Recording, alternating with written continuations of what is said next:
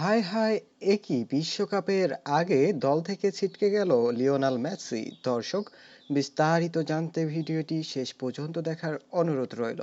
প্রিয় দর্শক, আর মাত্র কয়েকদিন পরেই শুরু হতে চলেছে বিশ্বকাপের দামামা।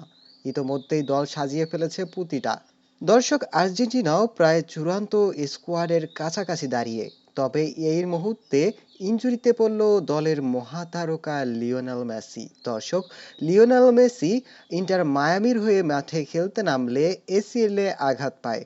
পরবর্তীতে তিনি সেই ম্যাচটি কন্টিনিউ করলে আজকে ডক্টর তার রিপোর্ট দেয় এবং রিপোর্টে দেখা যায় লিওনেল মেসির এসিএল এ চির ধরা পড়েছে।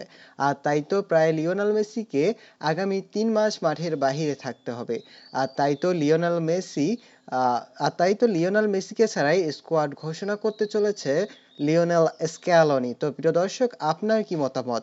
লিওনেল মেসিকে ছাড়া কি এবারের বিশ্বকাপের আসর জমবে, নাকি আপনিও খেলা বাদ দেখা বাদ দিবেন আর্জেন্টিনার? অবশ্যই জানাবেন কমেন্ট করে। ধন্যবাদ।